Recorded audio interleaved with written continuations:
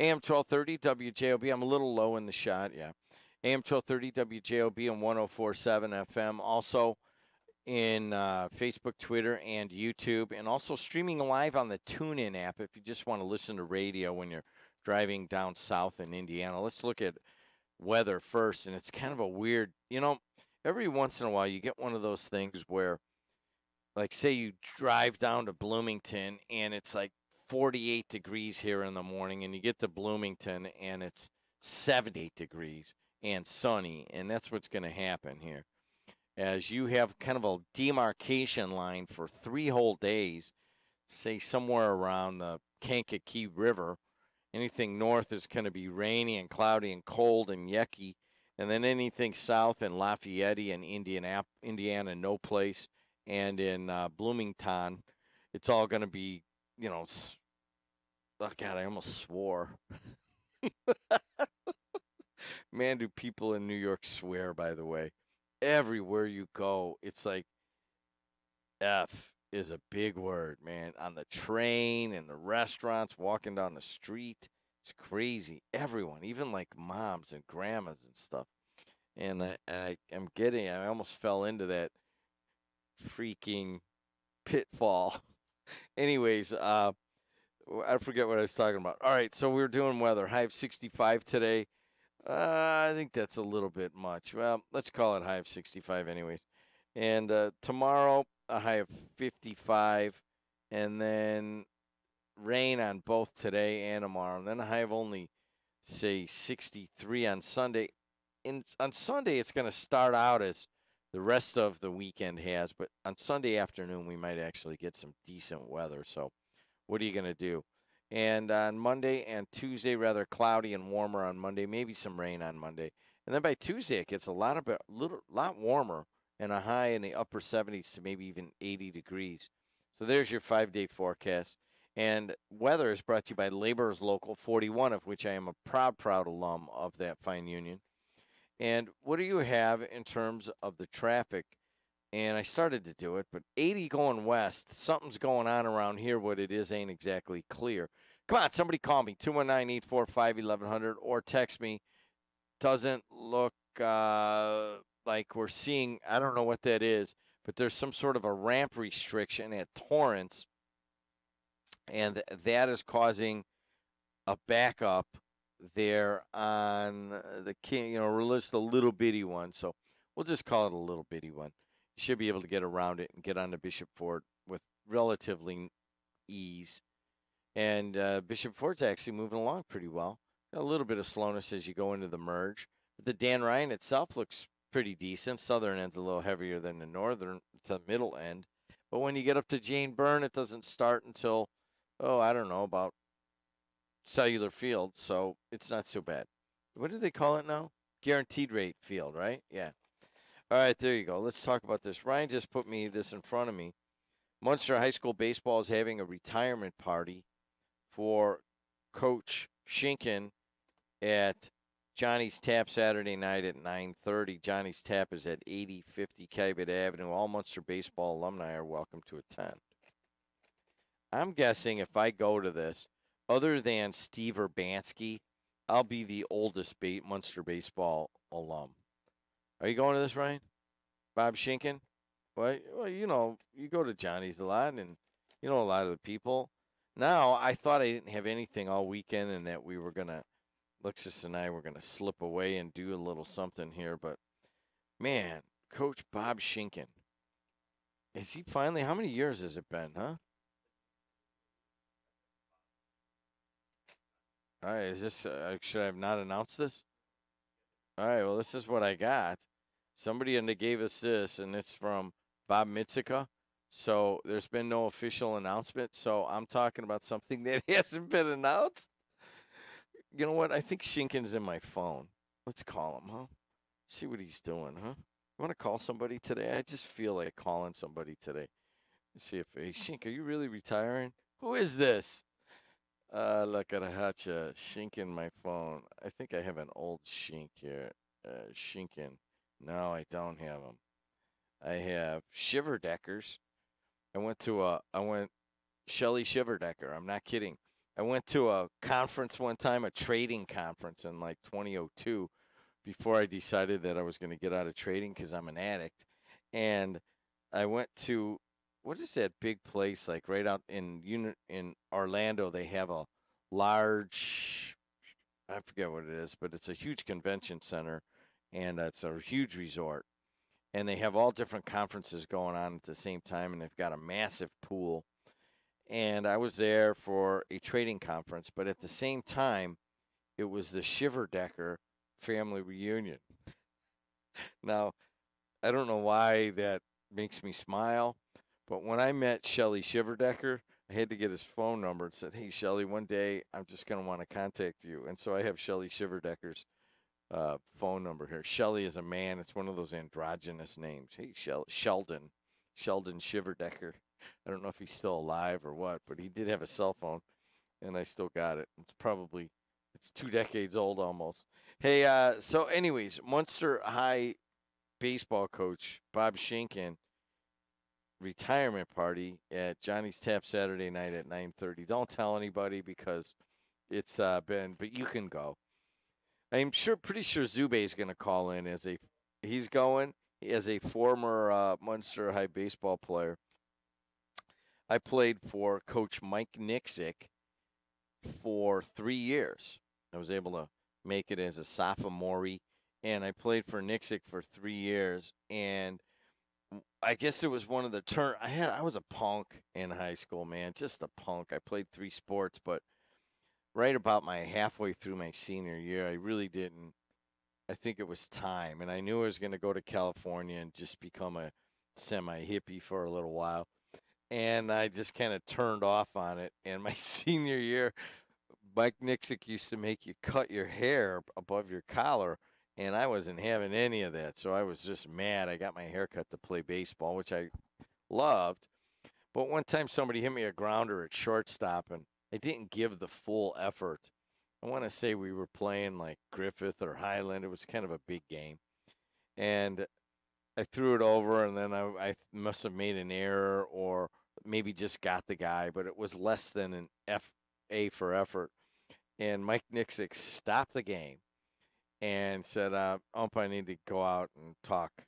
And he walked right past the pitcher and stood on the pitcher's mound and yelled at me for a couple of minutes right in front of everyone. That was back when you could do that. And then he was kicking dirt and pointing at me and just, telling me about my attitude.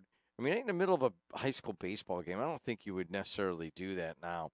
But it solidified my belief that I needed to move on at some point, and I did. And from that point on, I made sure that I went out and played baseball on the West Coast, and really enjoyed it for a couple of years driving around. But I just wasn't into it anymore, and he was right. Mike Nixick was also the same guy who picked me up by the shirt and threw me up against the fence once again for poor attitude, and I thank him for that. To be honest with you, I know that it would be.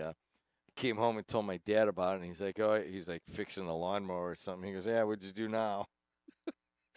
Yeah, but Dad, he picked me up, and I thought he was gonna hit me, and yeah, well, I'm guessing you deserved it. And then he went back to fixing the lawnmower. But anyways, Bob Schinken, he lived when I lived at the corner of Fisher and White Oak in Munster, and he lived in the apartments to get started. He must have been the freshman baseball coach then. As Dave Kanish was the assistant baseball coach, he went on to be the head basketball coach at Munster for a long time. So I got to know Schink when he was living over there and right next to us in an apartment. Then he bought a house and had a family and all that.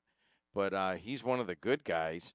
He also was pretty good to my nephew Craig in helping him get set up at Purdue. Or he actually had him set up with of like scholarship money at Purdue, and my nephew says, you know what? I think I'm just going to go to IU and walk on and get drafted in 9th round by the White Sox instead. But Schink was very, very instrumental in that. Anyways, I've lost my train of thought. How'd the elections go, man? What happened? I was gone, and I followed it a little bit, but every once in a while you have to just decompress from radio. And I just, I got Ryan Walsh and Debbie Wargo, and then you look at that team we have of Verley and Sam and Kubik and Kuziak, all just kind of hosting the different shows, and I got pretty good leadership around here. There might come a time when you guys don't even care if I'm here anymore. I don't know if that's the case right now. But I saw that Oscar Martinez won handily over Dave Dowling. That was very surprising. And what does that show? Ryan, did anybody talk about this? Does that show the power of Tom McDermott in this county? I mean, were people saying that? Because that was kind of the first thing I thought. McDermott came in here and he said on the air, and it got circulated pretty well on the internet, he said, I'm going to kick Dave Dowling's butt. I forget what the big kerfuffle was about. And he kicked Dave Dowling's butt as Dowling ran what I thought was going to be a pretty close race. Wasn't at all. Wasn't it like 16,000 to 6 or something like that? Or just almost, it was like 2-1, over 2-1. Ryan Walsh was here and has followed the elections. And were you surprised at this? Yes. Actually, we had all the women that were on Tuesday morning. They thought it'd be much closer. They were thinking that it could be even a recount, or somebody asking for a recount of the votes, and it was not that way at all. It was all, and you mentioned about Mayor McDermott. There's a Twitter account. I think it's called Hammond Politics, and it got a lot of retweets and a lot of traction on it. That's saying that the new machine in Lake County in Northwest Indiana is the McDermott backing, and that somebody else. A lot of people were commenting on our video from Kuziak and Reardon on election night that the Cantrell machine is dead, and Dave Kuziak and Sam Michael both kind of retorted that and rebuked it, saying, it's never dead until somebody's officially dead. I mean, you never know how many strings can be pulled at the last minute. Yeah, I don't know. I mean, you could kind of see it developing. As McDermott used to kind of butt up against Buncich, and he didn't run, but his wife ran against Buncich's buddy, and that was kind of like a struggle there with like McDermott and the Buncich forces. And then there's that force isn't there anymore. I guess maybe Roy Dominguez by kind of go running up against Oscar. Maybe he was kind of there's like an axis there, but I think Roy and Betty Dominguez on that. They didn't flex a lot of muscles on this, nor did Dave Dowling, who's really just a cop. I think he was trying to get into a world that is I don't know. I mean, I just didn't picture him in the political world because, quite frankly, I think he's kind of a pretty good guy. And, it just didn't seem, not that bad guys go into the political world, it just didn't seem that it was his world. I'll be honest with you. It just didn't seem like I think the final result was 17%, 17 and some change percent of voters in Lake County. And that was it? And a very weak portion of South County voters. That many people thought that some South County voters were going to kind of carry Dowling to keep it close with Oscar Martinez. Well, the reason they thought it was going to be close is because they had on the Democratic precinct thing, it was a tie, right? And so it was a tie, and then wait, was that right? No, that was for Weiser and Ripe. Weiser and Ripe? I don't remember. For the chairman position. For the chairman, that's what that it was. That came down my fault. To Bunchich's vote. Maybe my fault. That's right. I get them all mixed up because I don't know what I'm talking about in this thing. But when I got home and I had seen that Martinez had won, but I got home and I looked at a couple of papers and some of the comments and stuff, and I'm like, wow, that really is showing that Hammond Mayor Tom McDermott, and if you throw in Oscar Martinez as the sheriff of Lake County, and perhaps Mike Ripe at the county level, if they're all three in on getting Oscar elected, I know that Mike Ripe and the mayor have kind of butted heads in the past, but they certainly weren't butting heads here. And when they unite behind a candidate, it's who? So where did you say somebody was writing about the new machine? It was a Twitter. It was Twitter and Facebook social media comments, Oh, and that's I mean that MX cartoons kind of, see, one of the and things you got to they worry about in Lake County is you don't want to become a machine, and maybe maybe we'll get up. I'll start stirring it like Conrad Dobler, so that maybe Repay and McDermott will start getting at it again, so we could have some good Democratic fireworks. But if they're all together behind Oscar Martinez, you got Martinez, McDermott, and Repay and others. They've created quite the machine again. And I see that. That was huge power. McDermott said, we're gonna beat Dave Dowling. We're gonna get Oscar Martinez in there. And I'll tell you there were what, some extra words in there. Beat Dowling at the end of the sentence, and a couple of people on the other side. Sam Michael hosted on Wednesday, and people were calling in, and we had quite a few calls with Sam. People voicing their thoughts on how the elections went, and IMAX and those guys were saying, well, now let's really see McDermott flex his machine. What's he going to do next? And people are calling for him to challenge Klosky. I mean, that's the next thing that people are wanting to see. It'd be fun. You know what I mean? I've always said around here is that there's a number of people that just get life jobs, and one is Bernie Carter at the Lake County prosecutor level, and then the other one is Pete Voskowski. I don't have any real beef with the job that they're doing, other than why do the local Democrats just give it to them?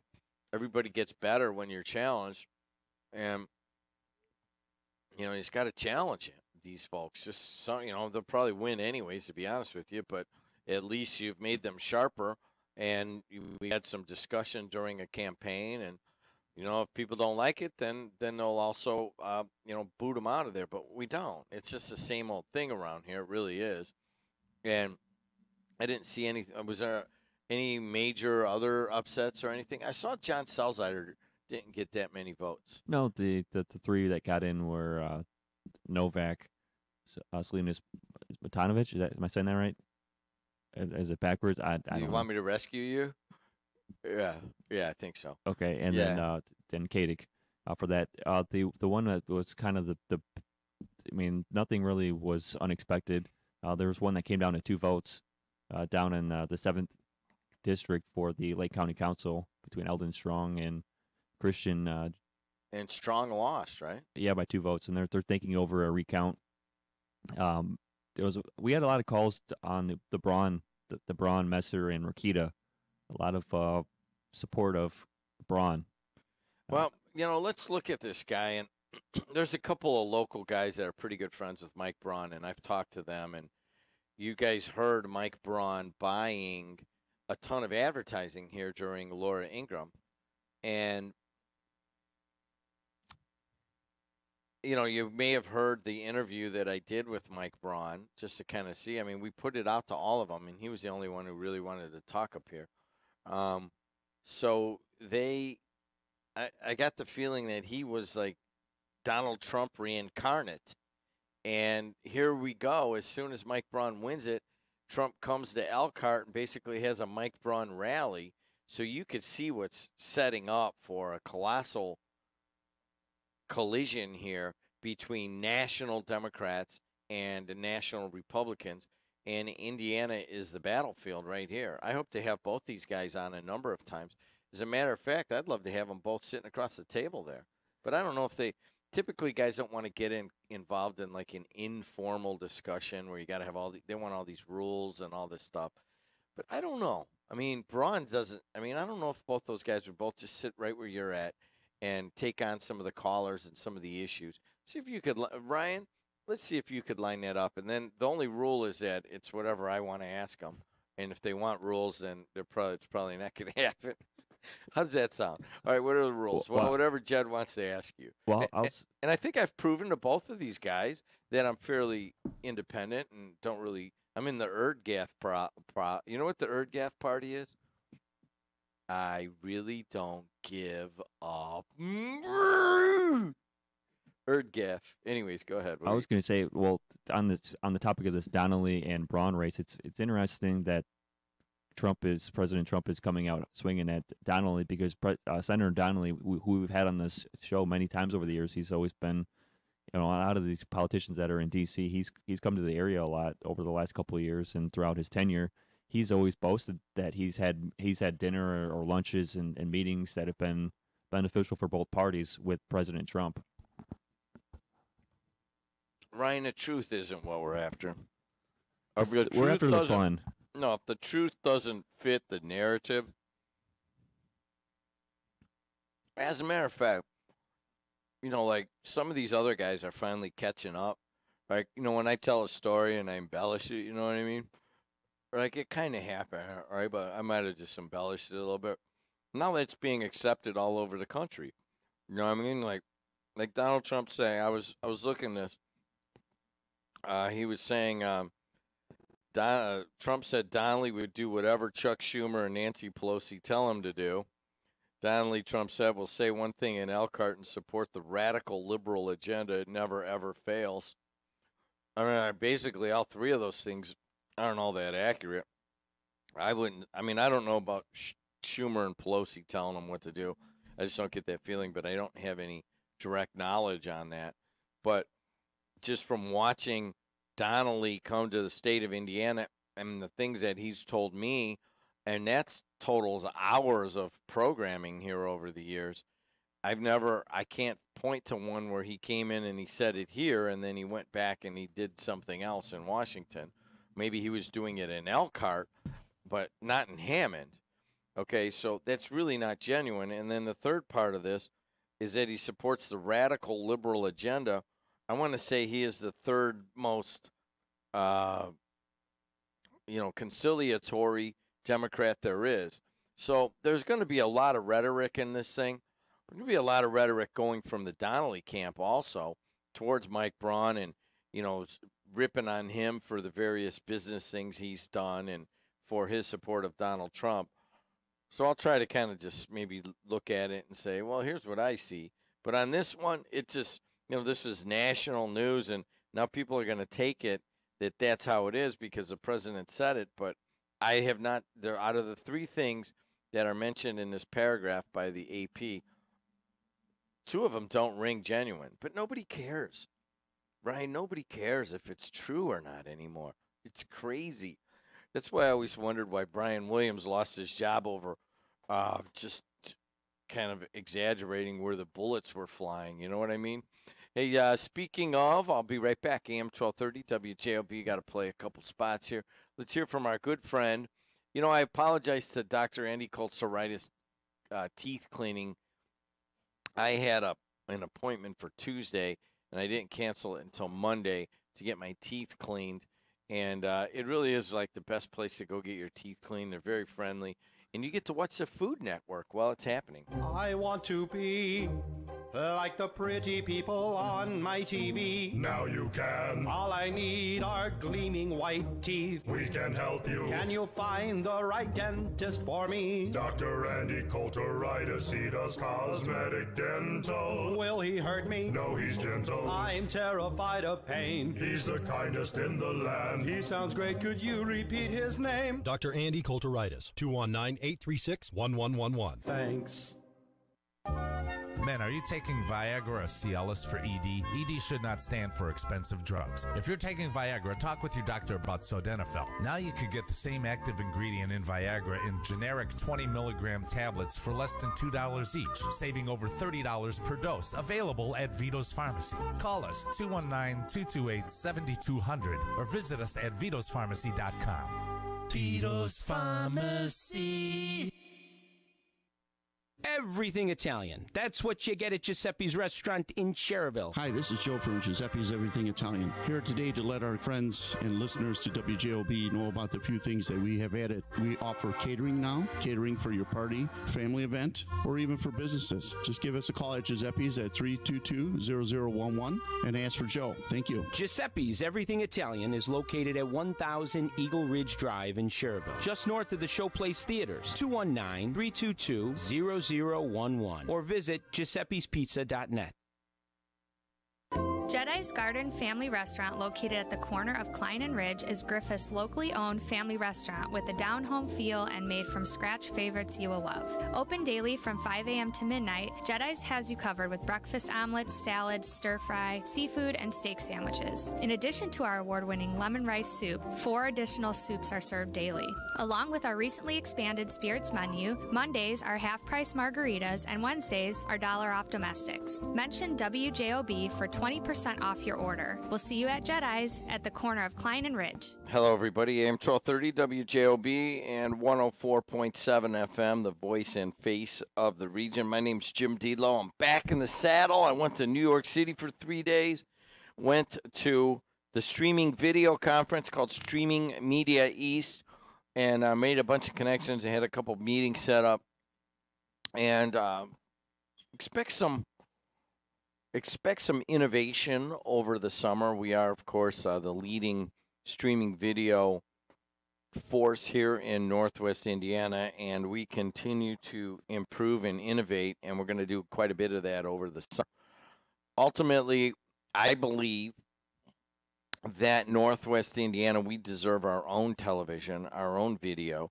We don't have to give it away to national forces. We can use them, but ultimately we are our own identity. I mean, it's kind of hard for people who are in their 70s to understand, like, well, how could Northwest Indiana have its own video identity when we've been watching Chicago television for generations? Roger Treemstra, John Coleman, Ray Rayner, Bozo the Clown. Bozo the Clown. Dun, dun, da, da, da, da, da, da, da, na, na, na, na, na, na, na. Bozo Buckets is on the air. Dun, dun, da, da, da. Mr. Ned, Cookie the Clown. Hey, cram it, Boz. That's not what he said, but it was urban legend. It never happened. It said, cram it, Boz. It wasn't the other thing that you're thinking of. But anyways, it's hard to think about it, but it's going to be a fragmented going forward. Basically, what I got out of it is that video is going to be a fragmented thing. It's going to be a little bit of Instagram, a little bit of Facebook, a little bit of Twitter, a little bit of my new venture over the summer, which I will be rolling out in probably June. All of it comes together to you can find the local video if you are so inclined. And it's kind of hard to comprehend it. And it's, going to conferences and trying to figure out where we're at and where it's going. But just think of it as very fragmented. And WJOB/JED TV is going to be a big part of that fragmentation here. How's that? Oh, I always wanted to be fragmented. Hey, 294 around the city looks pretty good. 80 going east and west looks good. The Bishop Ford coming up the gut of the Southland is it's a little bit lighter than normal than you would think on a Friday with rain, heavy rain, but a little bit heavy as you get close to the merge, but not too bad. And the same thing about the Jane Byrne. You have good spots of the Bishop Ford is moving well, and good spots of the Dan Ryan. Of course, you will have your slowdown spots. 80 going east and west looks good. Westbound on the Borman is a little bit of a brake tapper at Torrance Avenue. There's some sort of we're doing some work on one of the ramps, and it looks like that's just slowing down things through a little bit through that area right at Torrance. And Skyway Toll Road, Borman, I-65. I'll tell you where one of the places those are all moving along well. I'll tell you one place that is not moving along well, and that is Cicero Avenue at Midway Airport. If you guys haven't been there in, I don't know, last month or two, if you as you go and you park your car on one side and you go into the terminal, and then you walk across Cicero Avenue to actually go to the, I guess where the planes are, I guess the terminal. So you go to the baggage claim and all that stuff is on one side, and all of the ticket counters are on one side. And then on the other side, you got to walk across, and you look down at Cicero Avenue. Well, they basically have Cicero Avenue cut in half, and the guy was trying to explain to me what they're doing. It kind of looks like they're going to enclose almost Cicero Avenue and make even bigger stuff right above Cicero. but it is there's all sorts of traffic restrictions in that area, so allow extra time right at the airport. Don't think you're just going to zip in there or zip down Cicero. I got off my plane yesterday, I don't know, 6:30, 7 o'clock. Yeah, it took a little while to get through Cicero. We passed it to get down Cicero all the way to 294. All right, guys, that's traffic brought to you by our good friends at Napleton River Oaks Honda, proudly serving Northwest Indiana with superior customer service. Taking a look at weather, we got a rainy weekend, rainy day today, a shower and thunderstorm around a high of 65, though. Then tomorrow it gets cold and rainy, a shower and a storm around. And then by Sunday, a high of 63. Get some rainy weather in the morning, and then it gets a little bit better later on in the day. And this is tomorrow and Saturday night. If you're a former Munster High School baseball alum, which I certainly am, they're having a retirement party for Coach Bob Schinken at Johnny's Tap. And he's been a coach since the 80s. I don't know exactly how many years, but he is 8050 Calumet Avenue at Johnny's Tap if you want to come out and say something to Bob Schinken, one of the true gentlemen in sports. Schink, part of a big family, and just kind of, hey, Schink, how's it going? Hey, man, it's going all right. He said, I always, I doesn't really ride the umpires as much as some, but he certainly stands up for his people. All right. What do you guys want to talk about? I just got into town. I do want to talk about this guy from Munster, Joe. What you talking about, Willis, wearing a black cap and gown, graduated from college Thursday. His family members in attendance. His diploma handed to him from the dean as pomp and circumstance played. The only thing was he was in a hospital. I didn't think I was going to get a graduation, said Willis. And he was in a wheelchair at University of Chicago Medical Center, a smile beaming across his face. The Chicago skyline visible out the window, but my graduation made it to me. IUN was scheduled to celebrate its commencement Thursday, but Willis set to graduate with a master's in business administration. MBA, baby! He was hospitalized after his body started rejecting the heart transplant he received in 2016. He's only 26 years old. He works as an athletic trainer for a community hospital in Munster, and he grew up in EC, and Gary figured he would just have to miss graduation. His family at least planned to come and throw him a party for him. Ryan, we got to get this guy on, okay? When he gets out of the hospital, and that hopefully is soon. He had to wear a face mask. This was all over Chicago TV, but he's a Gary and EC guy, and he works for a community in Munster. And he made it through the MBA program on a transplanted heart. Can't even imagine what this guy was going through. You guys heard me whining about having to get through my finals for about 2-3 weeks going into leaving last Monday. I can't imagine what this guy was going through. He had to get a heart transplant in the middle of going to his MBA. And he should be, I'm doggone glad they went up there and they gave him the diploma at the University of Chicago Hospital. All right, what else you guys want to hit? 219-845-1100. We've got Big Rich and Griffith Police Chief Greg Mance coming at 6:45 right now. Actually, Mance is on twice today, and just kind of a quirk in the Cosmic Egg scheduling. And we'll have him again at 7:20 for another set. But right now, I've got a few minutes to take your phone calls. Any comments on what's going on? The elections, I missed them. We haven't been able to interact on that. What about the Mayor Snyder thing in Portage? Looks like they're going to all sorts of maneuverings going on this, but one of the possibilities is that they just reject all the charges and drop them against Snyder, and that's exactly what the hearing on a closed-door hearing yesterday was about. A federal judge Thursday held a closed-door hearing on whether emails viewed by prosecutors jeopardize the corruption case against Portage Mayor James Snyder. Let's go to Dave. Dave, how you been, man? Morning, Jed. Welcome back. Thank you. It was a lot of fun to get away. Yeah, and you got to spend some time with your daughter and stay for free. Hope you at least bought him dinner. You know what? I did. I slept on their couch. In the past, I've gone to this. I've gone to this conference, and the cheapest hotel rooms they had at the conference this time were $395 a night. Yikes. So I opted toward taking them out for dinner for about 100, all told, all in, or maybe 80, and sleeping on Are their you made out? couch. Nobody drank. We just ordered Did you food. did you ask for a receipt for sleeping on the couch so you could write that off too? You know, I didn't go that far. I mean, the conference, but you know what? I never thought of that. That's a pretty good There idea. you go. You just need the bill you. So what's going on?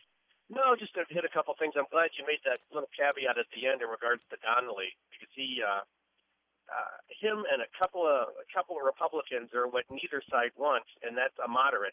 You know, he's really moved to the center on a lot of things, and he's jumped ship on a couple of votes. Well, be considered jumping ship. I consider that being a compromise, and what that should be what his definition of his job is. You know, but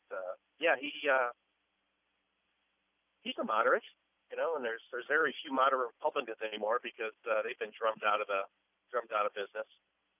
I'm glad you made that little caveat at the end. And, Well, here's what Trump said about him. He said, number one, he says something here and does something different in Washington.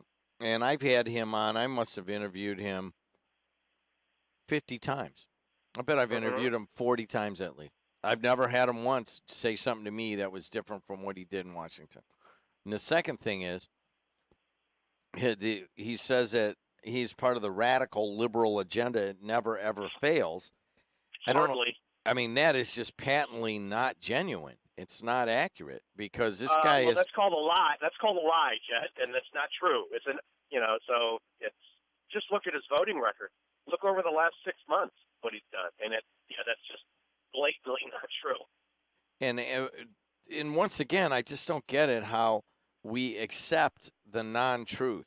And I'll give you an example. I haven't really talked to my dad about this, but my dad was like one. I just want the truth. My whole growing up, I had to tell the truth all the time. I wasn't a big fan of that sometimes, And then and now my dad's kind of a big Trumper, and the old man could sniff out BS left and right, but anything Donald Trump says is kind of accepted as true, even though it might not be true. And he's just one of millions. It's like, so what? It's not entirely true, but it's Donald Trump. It never makes it. To me, that's the biggest danger going on right now. But anyways, go ahead. No, I've really, really thought about this, and I think the reason Trump resonates with Republicans and Democrats is the fact he's creating this illusion that he's fighting against the man, the corporate media, that and he's fighting for the little man, and I'm one of you, and which couldn't be farther from the truth. No one has pimped themselves more to corporate media than Donald Trump. I mean, during the election, it's reported that he received anywhere from $1.5 billion to $2 billion worth of free advertising because Trump, you sold ads. He had people come to the news, and I think him and his team has done a masterful job. They have done a masterful job, and they brought it to Indiana. They brought it to Indiana yesterday, just down the road here. And I mean, I'm not saying that. I mean, there's a lot of things that Donald Trump is doing well, and for outside of the fact that the rich are getting richer right now, and I think we'll come to a tipping point with that. I mean, a lot of the unemployment is down. There's a little bit of upward pressure on wages, and the stock market is moving forward. I mean, there's a lot of really positive things that he's gotten accomplished, but it hasn't. Along with all of these things, is an acceptance that it's almost okay for him to lie, and that bothers me.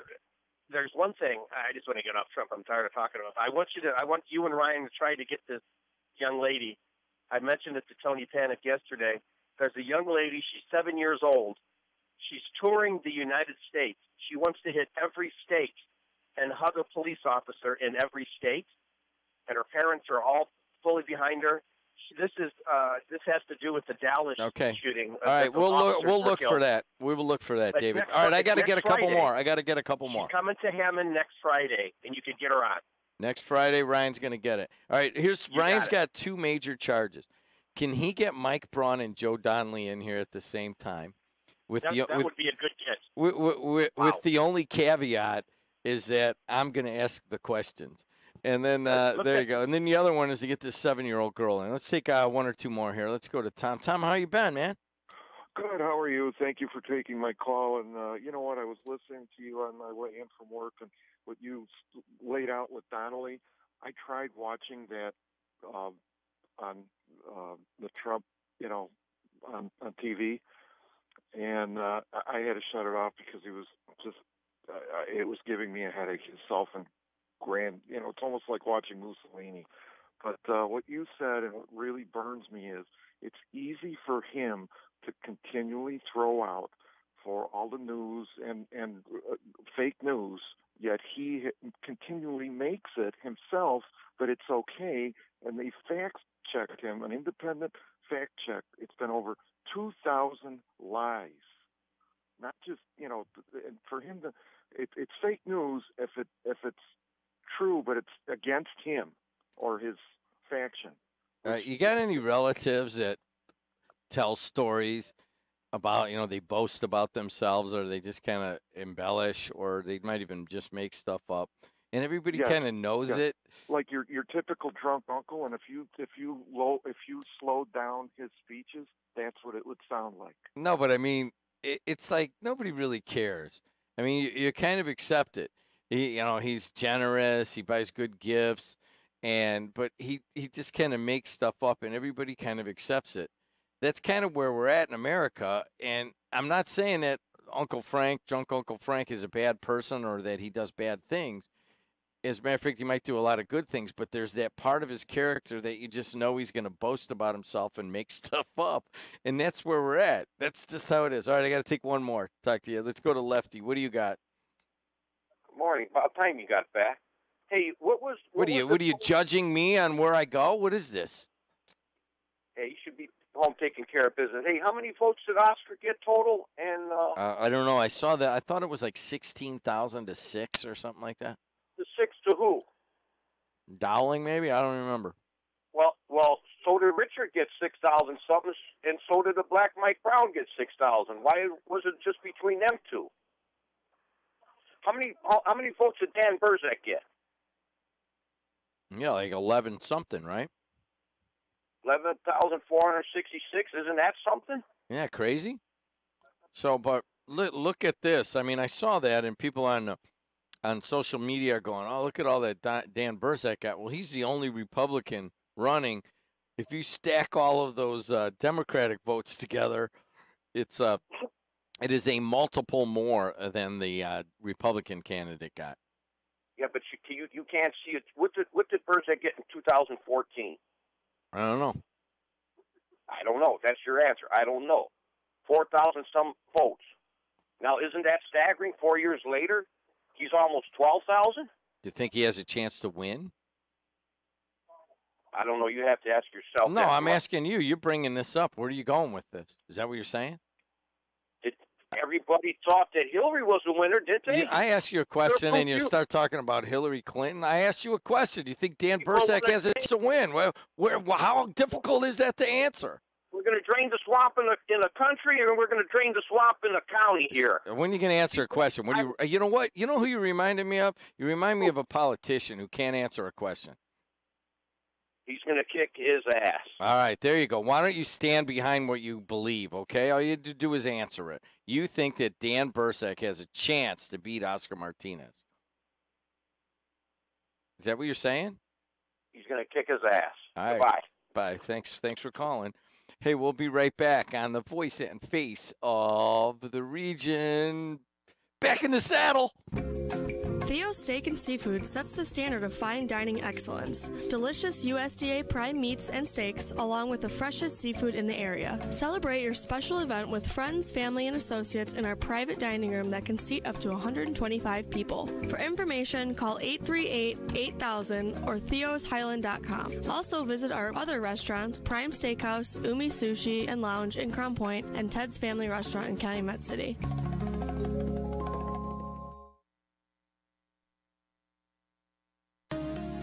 Come out to Napleton's River Oaks Honda during the Honda Memorial Day sales event and save big on all new 2018 Hondas in stock, including Civics, Accords, CRVs, and Pilots. This weekend only, the first 25 customers get a free smartwatch with a test drive. Come find out why you always get our best deal at River Oaks Honda. As always, Indiana residents pay Indiana sales tax right off 8094 on Torrance Avenue or online at riveroakshonda.com.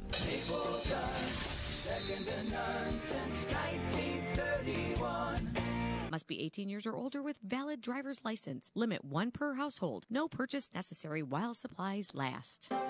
Rush Radio Surgery deploys revolutionary technology in the fight against prostate cancer in just 5 outpatient treatments. With radiosurgery treatment for prostate cancer, there is no pain, no surgery, and you can go back to your normal activities right after treatment. Prostate cancer does not fight fair, and neither should you. For more information, contact Rush Radio Surgery at 312-942-4600 or visit us at rushradiosurgery.com. No case is typical. Results will vary by patient, and there's no guarantee other patients will experience these results. All right, I think I'm coming back just a little bit early from spots because I think I'm going to sneeze here. So if you guys have an aversion to like loud sneezing in your ear, you might want to just relax for a moment. Ah! Not yet. Hey, 294 around the city looks pretty good. 80 going east and west looks good. Bishop Ford, Dan Ryan. You know, this westbound Borman right at Torrance's has a little brake stopper. You also have a little bit of slowdown at the merge going into the Dan Ryan from the Bishop Ford. That starts at about, I don't know, maybe 100 and 115th. And it lasts on to the southern end of the Dan Ryan. Would I pay the money right now? No, I wouldn't. Because it's Friday, a little bit Friday light. It's about average or even below average right now on the flow. And Skyway, Toll Road, Borman, I-65 all moving along pretty well. We had a lot of rain overnight, and I thought we were going to have some traffic problems tonight. We're not having that at all. And traffic is brought to you by Napleton River Oaks Honda, proudly serving Northwest Indiana with superior customer service. And right now, CertifiedElectrician.com will bring you the weather. And if you need electrical work done, have a union electrician do it. A high of, say, 65 today. Right now it's 48 degrees here at the Strachan Van Til Studios on the campus of Purdue Northwest. And then it is 47 degrees at Local 395 in Portage, and it is 48 degrees at Local 599. Now, it's kind of hard to say exactly where that is, but wherever it is, it's 48 degrees. And kind of a rainy day, rainy today and then rainy tomorrow, and then it rains on into Sunday morning, and then late on Sunday afternoon it might get nice. But for the most part, it's a good weekend to kind of clean out inside the house. And what do we have in terms of the markets? They're up slightly after being up $1.80. We're knocking on the door of 25,000 on the Dow Jones Industrial Average. We'll see if we get there up about 80 right now overnight. And don't forget that if you're a Munster High baseball alum, they're having a retirement party for Coach Schinken at Nick's Tap Saturday night at 9:30. What's your name, sir, at the end of the table? My name is Richard Lieber. Richard Lieber. I'm from Griffith, known as Big Rich. Where'd you grow up? I grew up in Hammond. Where? 165th and Calumet Avenue. So you were an Edison head. Yes. Did you wear that proudly? No. Remember when Edison had all those baseball fields right by it? And all the like open fields where you could go and just wreak havoc? Go over to Donaldson's White Hen Pantry there. And Madvex. Madvex, oh yeah. How many of those have you had in your life? Take a look at me, Jim. You want to take a look at Big Rich? You know when you're getting on the train, or he's getting on the train, every once in a while he takes the train, and there's not a lot of seats left, and then you're like, I hope he doesn't sit by me. I hope he doesn't sit by me. Just because of the look on your face, not for any other reason. Just that look on your face. That's it. It's that goofy Hammond Edison look you got going on there. Sitting at the counter at Madvex too many times. How about Dairy Bell? Remember they used to serve those. They used to serve an Italian beef sandwich in that little side thing they had on the side. I don't think it's there anymore. Do you remember that? No, but my downfall was when where the Duke of Oil is, there used to be a butternut outlet bakery. Uh-huh. And that was like right on the way home from work. Oh, and you can get you could get like Twinkies or not Twinkies, but some of their pastries and stuff. Their off-brand pastries. Yeah. For next to nothing. Do you miss those days? Yes. Do you ever go to the pool over there? The pool, what's the name of that pool? That's I don't know, maybe 167th and Monroe in there somewhere a little bit away. You know which one? What pool is that? It's the Edison Pool. The Edison Pool. Yeah, that's what it is. You ever go there? Yes, I went as a kid. Really? You haven't been there lately, though, have you? I have not. Okay. Hey, he's Big Rich, and he's pretty active in Griffith. Who you got with you today? I have Chief Mance, the chief of Griffith Police Department. You said chief twice. In case we didn't get it the first time. Hey, we got to clean it up here because we have a member of the law enforcement community here, and a well-respected one at that, Chief Mance. How you doing, Chief? Warren, it's great to be here. Yeah, go ahead and get a little tighter on that microphone, would you there? And, Chief, how long you been, Chief? 5 years now. 5 years. I remember there was a big case like a week and a half into you being chief, and it was a sad case, I remember. And you had we won't go into the details of the case, but you had a press conference right there at St. Mary's, and I didn't even know who you were, man. I'm like, who is this guy? He's like talking to the national media about a very sordid story. Remember that? Yes, I do very well. Yeah. Very, very sad case. Were you nervous? A little bit, yeah. It's always a little intimidating to be in front of a bunch of cameras and microphones, but it went well. Chief, where'd you come up as a policeman? Where did you do before you became chief? My entire career was at Griffith Police Department. Started off in 1999 as a patrolman. Did a few years as a patrol officer. Got promoted to corporal and then detective, and did most of my career as a investigator for the town of Griffith. Now, I would have gotten to know you if you had started 4 or 5 years before that, because my stepson and all of his Griffith High state champion buddies on the football team, they were very good football players, but they also lacked the discipline in other areas at times. So I got to know a number of them. What's that one dude that lived over there? Vanek? Vanek. And John Vanek. And his kid. I don't know what his kid does now. I don't know if his kid's a cop now, but I would doubt it. And Vanek and my stepson Holzback and Gneidick and Tinich and all these guys, they had very bad habits. And I had gone down to the station to help get them out of there a couple times. Well, that'll happen sometime. Yeah, that'll happen once in a while. But so you came on in '99 and became chief in 11 then or 12, something like that. Yeah, the very beginning of 2013. Very beginning of 2013. So how's it going? It's going great. It's been a great 5 years. It's been some challenges, but that's with any position. But very rewarding, and things are going in a very positive direction. A lot of support from the community, and that's kind of what we're here to talk about today. Is the great community that I get to police, and the great volunteer spirit that exists there. You know what? You're directing the show. That's great. You're showing great leadership. I'll just tell you guys straight out that and you don't like to hear this because I got to know you. When people think of people in the law enforcement community that are really making a name for themselves and are a little bit on the youngish side for leadership, your name comes up almost invariably. And, there's a little responsibility that goes with that. I'm very flattered by that. I've been very lucky. I almost consider my experience is almost Forrest Gump-like, because I've been very fortunate to have a lot of great people who I've come across in my life who've helped me out and been role models or just have been there. And it's important to me that I don't let those people down, that I continue on the legacy that they've handed down to me. So that's kind of what keeps me motivated and going forward. Chief, just before we get to Rake and Rail Day, since once you walk in the doors there, you see those two doors. I've told senators, I tell sheriffs, police chiefs, this is my area, okay? It's still underneath the purview of law enforcement around here, but really I'm running the show here. So I know you want to talk to that guy in the end. We'll get to him in a second. But one of the strengths that people will bring up is that you know how to deal with people and that you know how to communicate with people. And that is, many police chiefs know how to do that.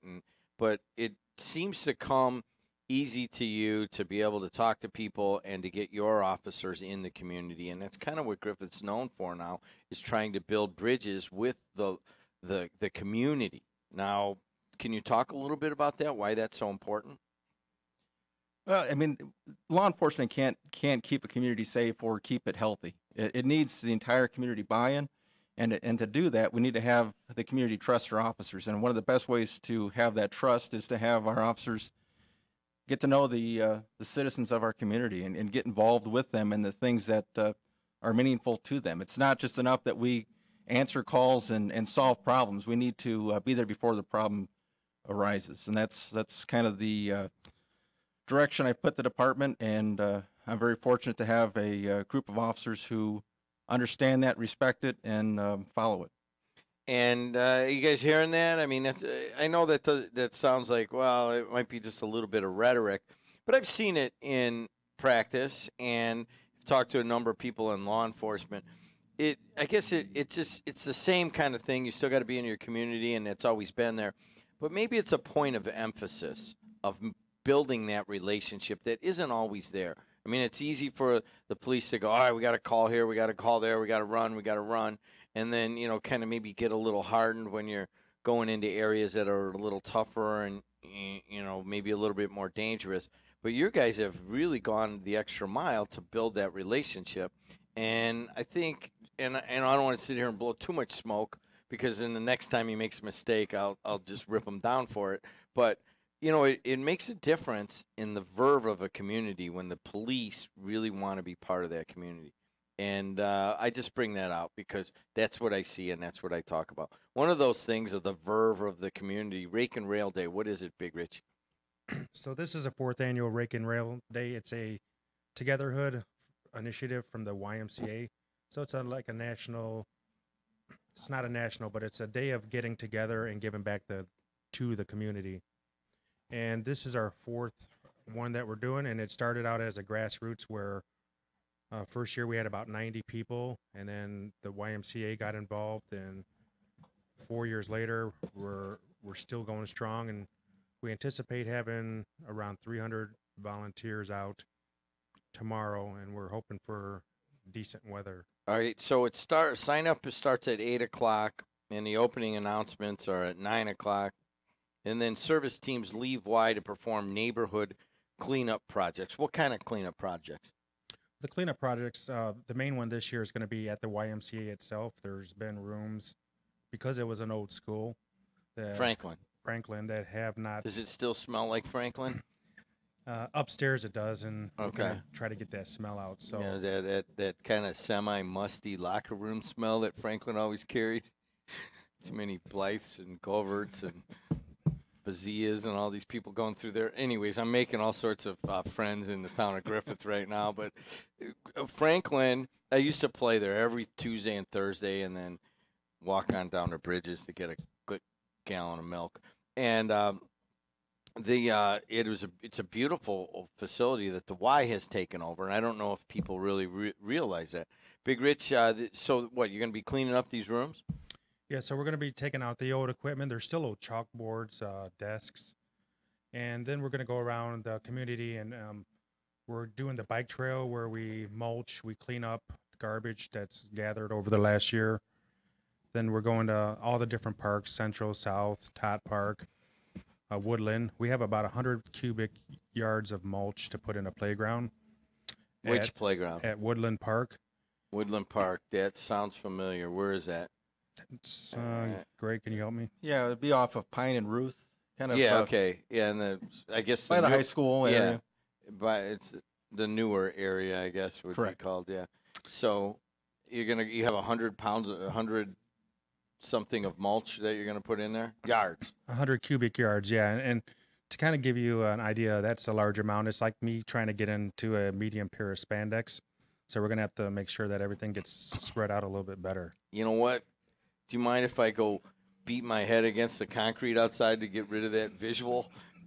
I'm not sure I want to keep that on. It's 7:05 in the Calumet region, and tomorrow's Rake and Rail Day. This is a big deal in Griffith. It is. I guess I didn't even realize that, but there is a specific. You know, I lived in Griffith for a long time. Got a lot of friends there.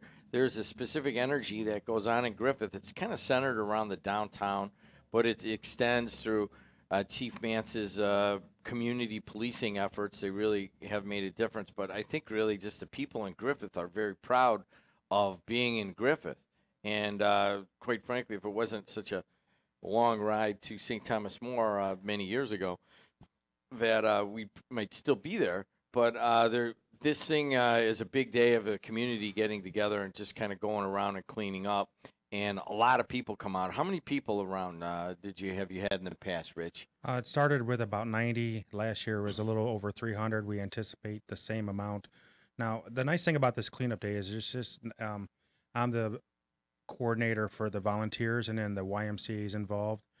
But it's the police department, it's the Boys and Girl Scouts, the fire department, church and civic groups. We get a bunch of people that come out. A lot of people from the school board, a lot of school groups, and Chief does a nice job with working with CN because this time of year for the cleanup, he has to coordinate with the officials to get onto the tracks to make sure it's cleaned and with the train folks. Yeah. How's that dealing well, with that? We're great partners with CN Railroad Really? and their police. Eric Graff is kind of the special agent that we deal with quite a bit in the area. And he's a great resource. He helps us out actually clean the tracks, make sure that all the officers and police explorers that cover that area are safe. And then he also brings out the CN scale model railroad train that is called Little Obi, and that'll be at Central Park after the event to give railroad enthusiasts, children, and just regular adults rides around the park, and it's quite the sight to see. So you get a little music at Central Park at noon. Looks like we might have a little break in the rain tomorrow, midday. So hopefully that'll be the case at around noon, and everybody will be able to come out to Central Park. But even not, there's a big shelter there, and you'll be able to get underneath and get out of the rain. But what do you have at noon? So at noon we have food, and the Griffith Republicans and the town council have donated the food, and they will be cooking themselves, which shows you that the involvement of the community. The Griffith FOP is donating the grill. We have a lot of different sponsors of the event. NIPSCO and Enbridge are major sponsors, and then NIPSCO and Enbridge? Yes. That's nice. Those are pretty big sponsors. Way to go. Yeah, and then the town supplies all the mulch for the cleanup, and then different businesses in town donate supplies. And what makes Griffith so great is that not only do the local businesses help, I don't go to every business every time because we have so many events in town. We don't want to really beat the same drum. But like Jedi's Garden and Sean Graham from Edward Jones, they have sponsorship with you. Mm-hmm. They do the radio here. And so it's just getting the community involved and, knowing that your money stays local, like Dave Kuziak always says. Are you quoting Dave Kuziak? That's one of the few quotes I think I can Let's get see from if, him. Walt wants to talk to Chief Mance. Walt, how are you? What's going on? Well, I've attended a lot of really nice festivals in Griffith. They seem to be always well organized and well attended, and of course there's been a new food specialty shops open in the downtown area of Griffith, including the microbreweries. But the issue of the day in terms of media coverage and so forth is the opioid epidemic, as it's being called by the media. Are you seeing much of that problem in Griffith these days? Chief, stay on the line, Walt. Good question. Yeah, just like I think every community in our region and country, we're affected by it. Griffith has had this issue since I've been chief. It's been, at least 5 years that we've been dealing with it. We've been hitting it, on several different fronts. We've been doing, trying to educate. We've been partnering with other parties to get with our schools to bring education to those students who might be at risk in the future. Educating about the dangers of prescription drugs and how they can lead into opiate abuse. We've been very strict with our investigations, taking them as far as we can, purchasing new technologies to help us with those investigations.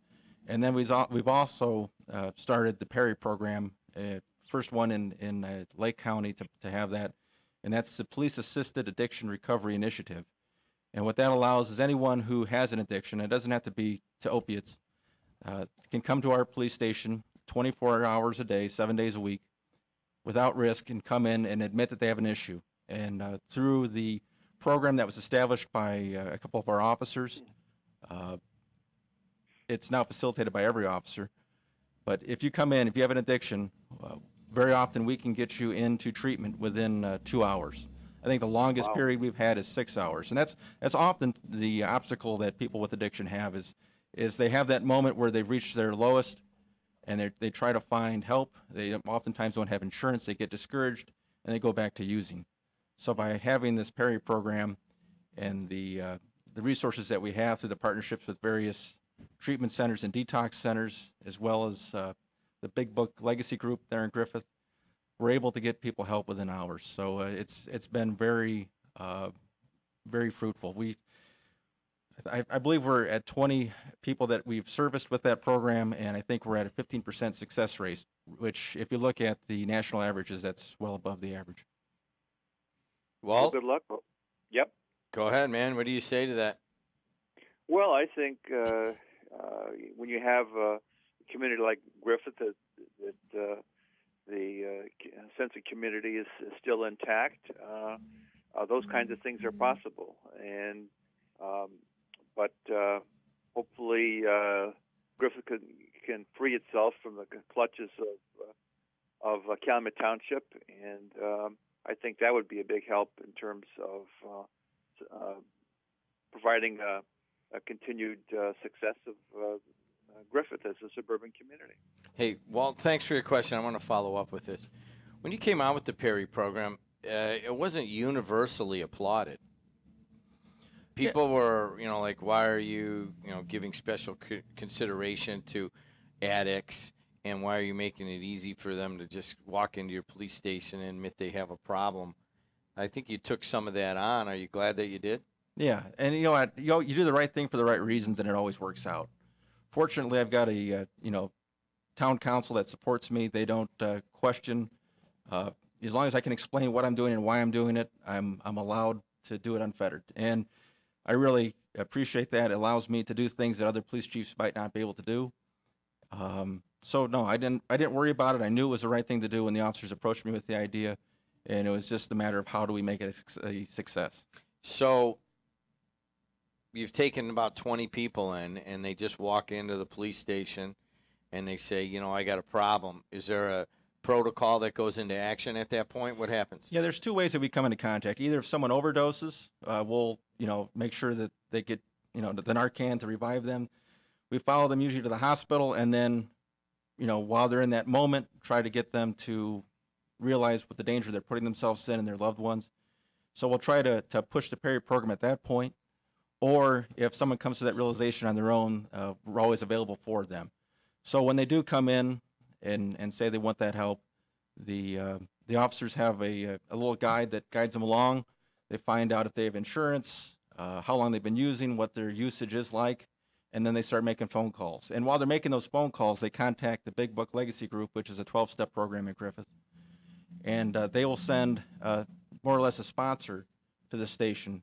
We call them angels because they provide that peer support. They provide that example of hope for the addict, that it's not just an officer now in the room, it's an officer and someone who's successfully beat their addiction. So within a couple hours, usually we have a detox center and a rehab center lined up, and if that person doesn't have a mode of transportation, the angel from Big Book Legacy Group often drives them to the facility. So it's really, we've got all the bases covered. If someone wants help, we have the avenue for that help.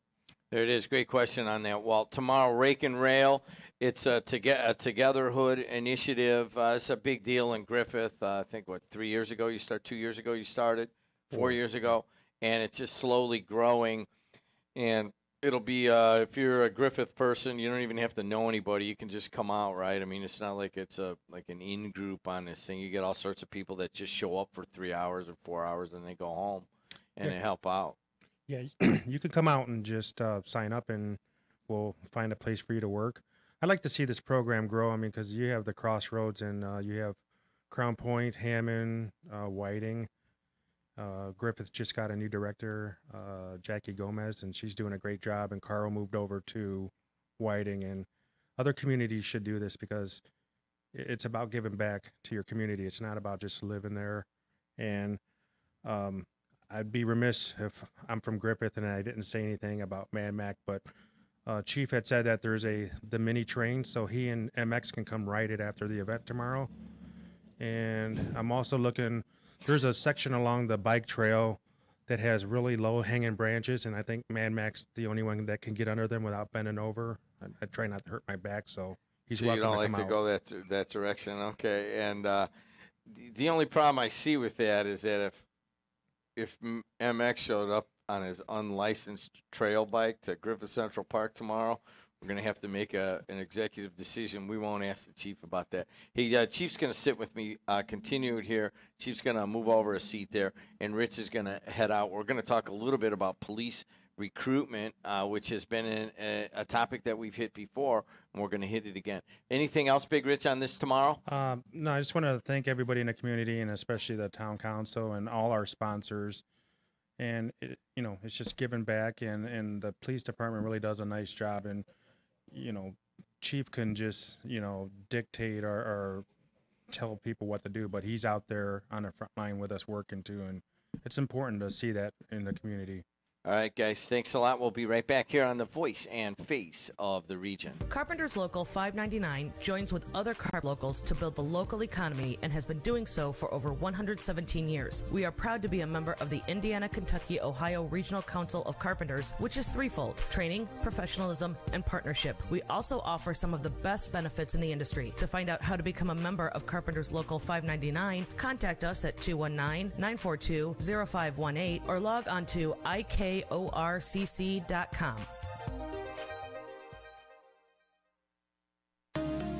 Come out to Napleton's River Oaks Honda during the Honda Memorial Day sales event and save big on all new 2018 Hondas in stock, including Civics, Accords, CRVs, and Pilots. This weekend only, the first 25 customers get a free smartwatch with a test drive. Come find out why you always get our best deal at River Oaks Honda. As always, Indiana residents pay Indiana sales tax right off 8094 on Torrance Avenue or online at riveroakshonda.com. Second to none since 1931. Must be 18 years or older with valid driver's license. Limit 1 per household. No purchase necessary while supplies last. Now, up to the tap, Mr. Fun! Johnny's Tap, now serving a variety of local beers, including Three Floyds, Byway Brewing, New Overfalls, and Zorn. That's it. I'm listening to the voice in my head. I'm thirsty and I want to watch baseball. I'm heading to Johnny's Tap at 8050 Calumet Avenue in Munster. They have 12 beers on tap to choose from. Johnny's Tap, the home of Mr. Fun since 1956. New ownership and now smoke-free. Join us for Mix It Monday, Taco and Tequila Tuesday, Whiskey Wednesday, Thirsty Thursday, and Fireball Friday. Johnny's Tap.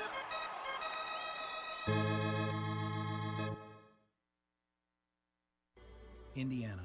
The word alone turns our thoughts to the places and people we love, and to Indiana values like loyalty, hard work, self-reliance, genuineness, and gratitude. When you live by these values, you're Indiana made. We're proud to serve the people who put us at the heart of their neighborhoods, and we're dedicated to the Indiana values we share and to providing an experience that will make you dedicated to us. Strack & Van Til is Indiana's grocery store, and we're Indiana made. Dining Solutions is proud to present the 2018 Mother's Day Champagne Brunch on Sunday, May 13th at Wicker Memorial Park, 2215 Ridge Road in Highland. Treat your mom to a fabulous meal, a beautiful view of our scenic golf course, and a live performance by Peter Oprisco singing Frank Sinatra-era songs. Our buffet includes breakfast items such as scrambled eggs, bacon, French toast, and biscuits and gravy. Or enjoy lunch with our homemade bread, salad, Italian sausage, chicken, baked fish, potatoes, vegetables, and carving station with roasted prime rib and ham. Finish it all off with our delicious desserts and chocolate fountain. Available seating is from 10 a.m. to 12 p.m. or 12:30 p.m. to 2:30 p.m. Reservations can be made by calling Dining Solutions at 219-923-3830. AM 1230, WJOB and 104.7 FM, the voice and face of the region. I'm Jim Delo. I was gone for 3 days. I want to thank all of you for keeping the party going. The numbers were solid, and we had some very amazing people that took over while I was gone. Burley Suggs, and as Ryan said, all the women. So they had an all-women broadcast, I guess, on Tuesday morning. And then on Wednesday, Sam Michael took over. He's the pride of Highland and Purdue Northwest, young guy, and mostly a sports guy, but he can cross over and talk about just about anything. And then thanks a lot to Rick Kubik for taking the reins yesterday. Kuziak and Reardon did an amazing job with election night coverage along with Kevin Patrick, and they just all killed it. And I can't tell you how proud I am that I can go away and really, they don't even call me. It's a pretty good machine that runs here, and part of that, you're part of that. Everybody who listens and comments and watches and all that stuff, we're really kind of building something. But I needed to go to New York City to go to the main streaming media conference in America. It happens there once a year. And I needed to go, and I had some specific questions and technical things that I needed to work out so we can continue to strengthen what we're doing here. And thank you for your patience. But I'm back in the saddle, and let's go straight into traffic. 294 around the city looks pretty good up until Cicero, and then it's actually pretty heavy up to the Stevenson. 80 going east and west looks good. The Bishop Ford, about normal now. It was lighter than normal. It's pretty heavy from 115th on up to through the southern end of the Dan Ryan. It opens up about mid Dan Ryan, but then it gets pretty bad right as you get close to the Jane Byrne interchange. So, right now you're okay. Just wait the time out. Leave WJOB on. And once you start losing it at about 47th Street on either AM or FM, just switch over to the TuneIn app. And Skyway, Toll Road, Barman, I-65 are all moving along pretty well. Thanks a lot to Napleton River Oaks Honda, proudly serving Northwest Indiana with superior customer service. Rain, and more rain. You see it today. It's kind of a gray day. You get a little bit more thunderstorms. But it gets up to about 65. And then tomorrow, another set of rain, kind of a colder day, but off and on. It's kind of thunderstormy, and then it stops for a few hours. And hopefully it will stop so that we can get a lot of high school baseball and softball in tomorrow. It's a big day. And then also to get the Rake and Rail Fest, togetherness in Griffith. And that'll start at an 8 a.m. sign-up at the YMCA. They'll start cleaning up around 9 o'clock. And so high of 65 tomorrow, 65 today, 55 tomorrow. But by Sunday, you got a high of 63. It's going to start out kind of rainy. Then maybe later in the day, it could get real nice. Everything will be clean and moist. And then the sun will come out, and you have a beautiful Sunday evening. And weather is brought to you by our good friends at Laborers Local 41, of which I am a proud alum. I did not know this, but my guy I've looked up to for a very long time is, I guess it has been announced now, but is handed to me that Munster High School baseball is having a retirement party for Coach Bob Schinken at Johnny's Tap on Saturday night at 9:30. A lot of people looking for coaches right now. I guess Munster's going to have to put a new baseball coach in. There hasn't been an announcement on the football position yet, has there, while I was gone? There's a lot of scuttlebutt around the football position. Munster has only had 2 football coaches, as you well know, John Friend and then Leroy Marsh. And a surprise announcement a couple weeks ago, I went over there and did the press conference. Many of you watched or listened to it. And that was with Leroy Marsh. Just decided, it sounded like he was eating his Cheerios and just decided to retire. And so we called a press conference, and he explained it. And, I need to play that again. It was pretty good stuff. And Coach Marsh, he's the man.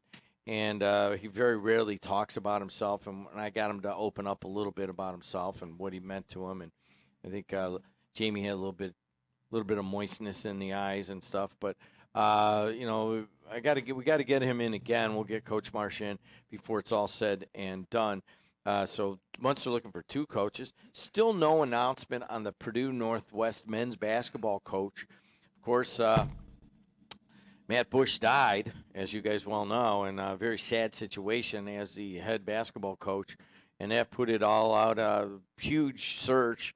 And scuttlebutt is that there's plenty of people that want that job, so we're looking eagerly for an announcement soon on the Purdue Northwest basketball coach. All right, let's go back to Griffith. Chief Mance is with me, and we're going to hit a topic that I like to talk about because I think it's very important. We're all basically talking about what's coming up at IUN. And, Chief, why don't you just tell us what's going on Saturday, May 19th, 8 a.m. to 2 p.m. at IUN? So for a few years now, we've partnered with IUN and the Crossroads YMCA to come up with a program that helps police candidates train for the testing process for area law enforcement jobs. It's a very unique test that you have to take to become a police officer, very challenging, and there's always a lot of competition for those positions. And when I first became chief in 2013, one of the first things I had to do was do a testing process, and I realized that we were doing a very poor job at recruitment, first of all, and then once the testing process started, many of the recruits that we were really seeking were doing very poorly on the testing process. So we wanted to come up with a way to help improve that, and through our partnership with IUN, the Center for Urban and Regional Excellence, and the Crossroads YMCA, we came up with a program that's been very successful for us. And that's what we're going to have. We're going to have the third Prepared to Serve and Protect Police Candidate Training Program. That'll be Saturday, May 19th from 8 to 2 at IUN. To register for that, people have to go to the griffithymca.org website and register online. How much? It's $10. That covers a T-shirt as well as some snacks in between the training sessions. All right, so you're looking to, one, increase the net of people who might be possible Griffith police officers, correct? Or is this just for Griffith? No, this is open. The first time we did it was for just Griffith, and we had a great turnout and great results from that. But I'm very fortunate. I have very low turnover in my department. So what I found was I had several people that we were training that were going to other departments. So I figured, why not just open this up to everyone, maybe get a bigger pool coming in? And that's what we started doing the last 2 occasions. So even if you're going to apply to Maryville and you think you might want to come to this to get the tips on how to take a police exam and how to get yourself ready for that exam. Yeah, so it's like a crash course. It is. Oftentimes people will take the test, the entry test to get in law enforcement several times. So they get better at it every time. This just eliminates that. This is going to give you, the tips on how to succeed that first time you test. And that's what happened with Officer Mallerich here. And we do have, if you guys aren't watching and you're listening, we do have a couple of people here in the studio. And I know your name. Tell us who you are and what you do. I'm Officer Leslie Mallerich. Go ahead, talk into that. Okay, I'm Officer Leslie Mallerich, and I am a patrol officer with the Griffith Police Department. I've been on the department a little over 2 years. You still playing softball or no? No, I don't play anymore. I sometimes do it on a recreational basis for slow pitch. But for the most part, my focus now is on my new career, my family, and then also still helping young ladies with pitching. What do you mean your family? I recently got married, and I also have 2 stepdaughters. So you got instant family. Yes. I did that. I went from throwing my underwear on the bathroom floor to not being allowed to do that anymore in a very short period. So I congratulate you on that transition. Thank you. So I just have to bring up the Division II softball that they got going on over here is every bit as good as a lot of that stuff that you're watching on ESPN. You got to come over and see these gals one time. They're done now for the year, and I announced all the women's softball here, and I was just astounded at the level. They're getting some really good players over there. But I bring that up to you because you would know. Leslie, you've been on Griffith for how long? A little over 2 years. 2 years, and the issue is that law enforcement needs to attract women. Let's just talk about that. Let's just talk about attracting women. How do you get that done? Well, it is a male dominated profession. However, that doesn't mean it's intimidating to be a part of the profession. I've had nothing but positive moments with our department along with the public when it does come to being a female in this profession. We add to the dimension that's already offered. What do you mean by that? For example, they say, studies have shown that women tend to use their words more than men. However, I've also seen many of the male officers be able to use their words in a more effective manner than me on certain calls.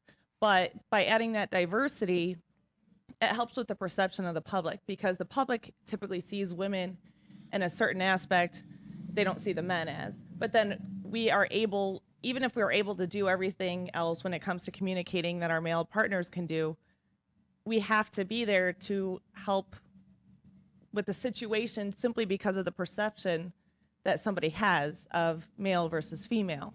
All right, let's talk about that perception just a little bit. All right. I'm going to bring this up, and I'm going to say, I think it's relatively universally accepted that more women in law enforcement is going to be a good thing, but not everyone's going to think. They want men, they want the big guy coming up at a big call, and they want the stereotypical physical presence. A lot of the women, my sister-in-law was the captain at Purdue and she was on that force for 25 years. Small, it was great to go to a Purdue game, and they'd have a problem, and all these big guys of all races would be running up, and there'd be a 5'1" woman telling them what to do and responding along with them. I understand that, there's different ways to respond physically, but some people look for the physical presence, and they're worried that a lot of women in law enforcement would take some of that away. What do you say to those critics? Well, I have a perfect example. For example, we had some situations with disabled vehicles, and I was on one on my own, and a male driver got out of the car, and he said, "How about you get in the vehicle and I'll go ahead and push the vehicle?" And I told him, I said, "No, that's okay. I can push it for you." And he did look at me like, "Okay, we'll see how well this is going to go." And sure enough, I was able to push the vehicle into a parking lot, and he got out and he said, "You're the first female I've ever seen been able to do that alone, and you just opened my eyes."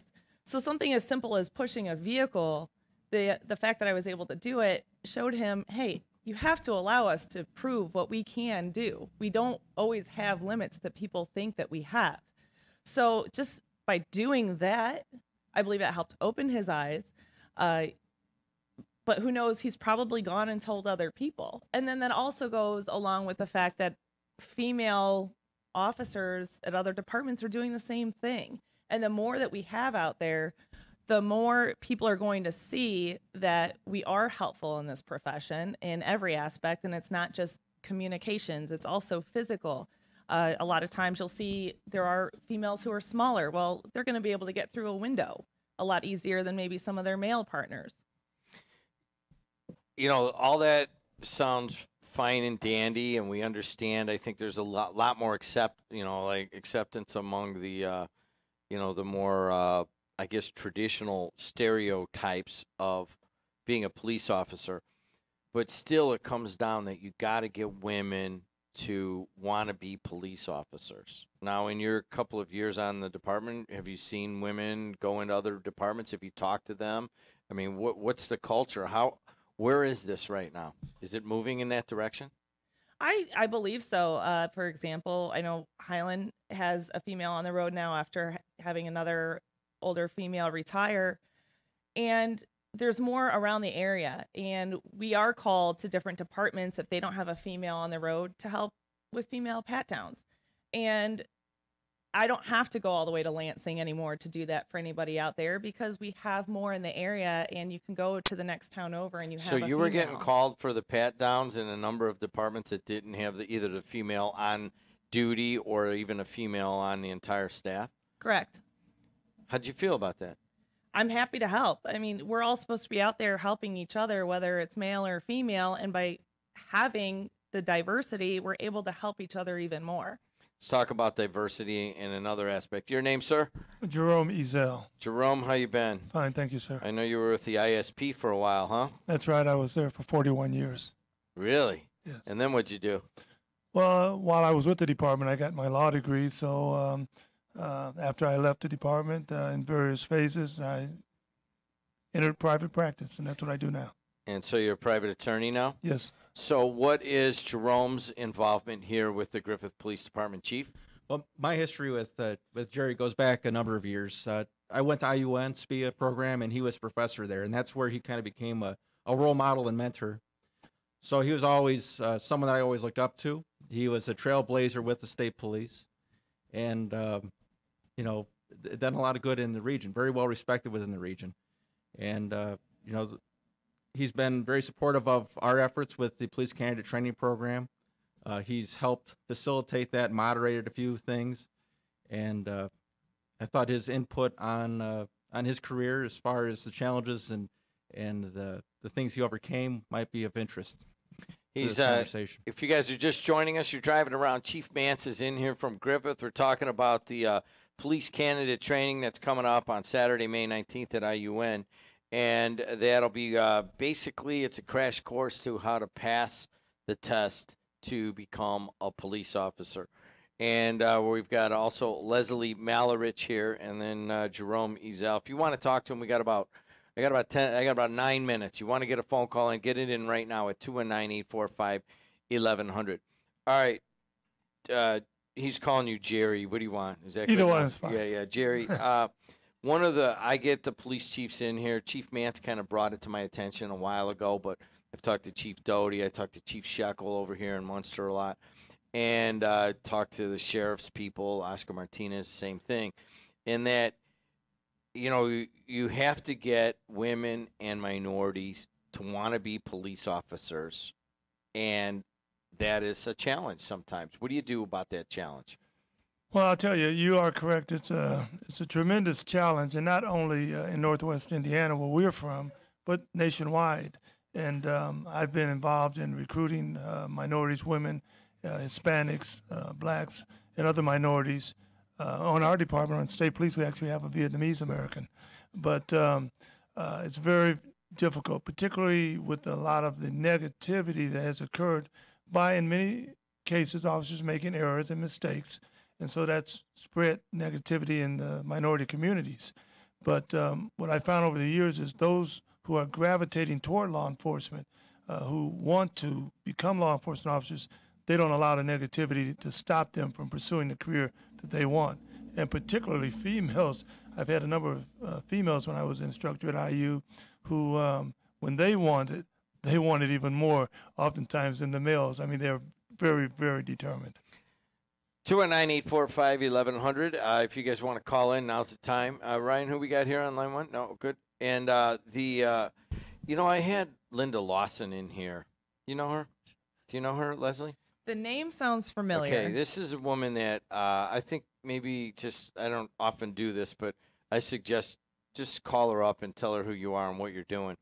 And I had her in here one time, and she was telling me about what it was like to be a female police officer on the Hammond Police Department in the mid-'70s. And she, exactly how different. She basically blazed the trail for women police officers around here. And, the acceptance is at a much higher level.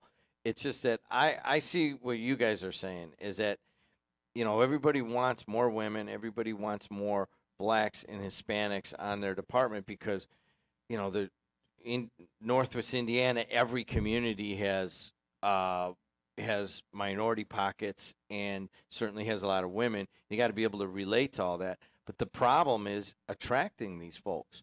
And I'll give you an example. I'm over here teaching now here at Purdue Northwest like you did at IUN, and I see a couple people that, I think they might make good cops. And I ask them, and they're women, minority women, you ever think of being a cop? No, I don't even know how to go about it. I don't know anybody in law enforcement. The connections need to be made there for those kind of people. How do you get that done? From my experience, usually it's a personal connection. They know someone in the community or they met someone. Greg and I, we go back 20-some years at the university. Chief Shekel and I do. Linda Lawson and I worked the road together. I was working the interstate, and I'd come off on Indianapolis Boulevard, and I'd run into Linda, and occasionally she'd come on the interstate and help me. So we've been friends for years. But usually it's a personal connection. Either a young person has a relative, a granddad, or an uncle, or a neighbor who's in law enforcement, and that's how most of them do learn about it until they get to the university setting. 41 years? Yes. So when did you start? I started in 1968. What was that like for a black man to be an Indiana State Police guy? It was unusual. I was a third. We had 2 in Marion County, and I was assigned to Lake County. So you were the first African-American up here? Yes, sir. How'd it go? It was a little unusual in many respects, but I found that the uniform did more than I could do. And so the uniform brought the respect. But it was a little strange when I'd be on the interstate patrolling and I'd have a car from Nebraska or North Dakota or something, and everybody's looking at me as I'm patrolling because they had never seen a black state police officer before. However, Illinois had them even earlier than we had. I first came on, and our first black trooper in Indiana was in 64, and next was 66, and then I came on in 68. But Illinois had them prior to that. And where did you grow up? I grew up in Gary. Went to Gary Tolleson when it was a high school, when it was a school. Gary Tolleson. Yes, sir. It's kind of weird. Every once in a while I get to hear just words you haven't heard in a long time. Every once in a while someone will call up and say, well, yeah, I was an East Chicago Roosevelt Rough Rider. And it just like makes you feel good inside just to hear the name. But the same thing with Gary Tolleson, which was once a very proud high school right there, kind of near the center of Gary. Yes, Blue Raiders, that's right. The Blue Raiders, that's what it was. So I want to go back to 1968 when you came on the force, the first African-American up here. How'd the force accept you? It took a while for many of the officers because most of our officers at that time, unlike today, came from rural areas in Indiana. Most urban young men who wanted to become on a police department, they went to the urban areas because that's what they saw. And but I had always wanted to be a state police officer since I was a little kid. My parents, I used to go to the Dune State Park, and of course there was a Dune State Park. There was a post there, and I saw troopers on US 12 and 20, and that's what got my image of state police. So when I got out of the Marine Corps, I applied prior to getting out of the Marine Corps, and the application was waiting for me. But that's how I ended up becoming interested in it. But, you know, the officers up here were very accepting of me. I had no problem with the different police departments because I covered all of Lake County, from Snyder through Hobart and Cedar Lake. We had all these unincorporated areas we patrolled. So the area of Gary, now known as Black Oak, back then it was known as Black Oak, that was unincorporated. Maryville was unincorporated. Cedar Lake was unincorporated. So that was all part of our patrol area along with the Lake County Sheriff's Department. So I found great acceptance. And citizens, when they were in peril, they didn't care. Didn't make them any difference. He is Jerome Ezel, is a local attorney, 41 years on the ISP, along with Leslie Malarich. They're the stars of this portion here. The guy in the end is just kind of facilitating. Let's take a couple phone calls. We'll try to sneak them in before McDermott gets here. Hey, Ryan, what's up? Nothing much, man. I was calling about the whole how the police and the diversity and different races and all that. I think when it really comes down to it, man, I think it's how the police. It's all about how the police put themselves out there in the community. You know, there's a really good cop when I was growing up in high school that really put himself out there in the community. He's from Dyers, Officer Patrick. I just feel like, if the cops really put themselves out in the community and really show like they really care for the community, I think it doesn't matter what color you're all, they're going to respect you. Where'd you grow up again? I grew up in pretty much Dyer. I'm 28 now, but I had my share in running with the laws. But at the same time, I still have a lot of respect for cops out there in Northwest Indiana because there's a lot of cops out there who show you a lot of respect when you're still doing wrong, So, that I just feel like, just it doesn't matter what color cop you are, black, white, orange, whatever.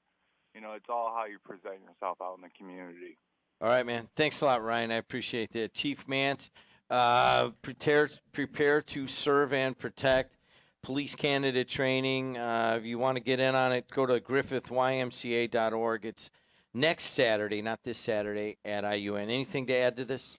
No, I just want to say that I surveyed 22 police chiefs before I started this process this year, and I found that 64% are not satisfied with the number of female applicants that we're receiving, and 72% are not satisfied with the number of minority applicants that they're receiving. So this is not just a Griffith issue. This is a region-wide issue.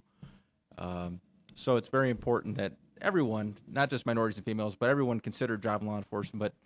But obviously there's a great need. Despite what that last caller said, we all see, most chiefs see the value of diversity and the positive results that has in our communities, and we want to see more minorities and females apply. He is Chief Mance out of the Griffith Department. Jerome Ezel, thanks a lot. I appreciate you coming in. And Leslie Malerich. You guys have great stories. I think we didn't get to go over yours. And Jerome, Jerry, I got to believe that you got some really good stories. I'd like to hear some of them. If Chief Mance says you do, then you do. How's that sound? Well, we always say we wait until the statute of limitations is up. And a little bit of a sense of humor for a state cop. That's as far as it goes. Hey, guys, thanks so much for coming in. Just hold on for a second. Hey, I'm Jim Deedlow. I've been out for a few days. I want to thank you guys for joining us here. Hammond Maritime, McDermott, and Kevin Smith come up. They buy this next section. We're going to stop the Facebook and the Twitter and the YouTube, and then they'll restart another Facebook in about 10 minutes. And also, Ryan, I need to promote every Friday from 5:30 to 7:30 at Jedi's Garden. Kids 10 and under eat free. Characters include superheroes, mascots, characters, and princesses. That's at Jedi's Garden every Friday from 5:30 to 7:30. Got the kids. It's going to be rainy. You got nowhere to go. Take them out to Jedi's and get some face painting and kids entertainment night right there. What's that? And he doesn't want us to tell who it is, but Big Rich is the Hulk. And that is just too much to take at one time. I'm out of here. McDermott up next. Bye.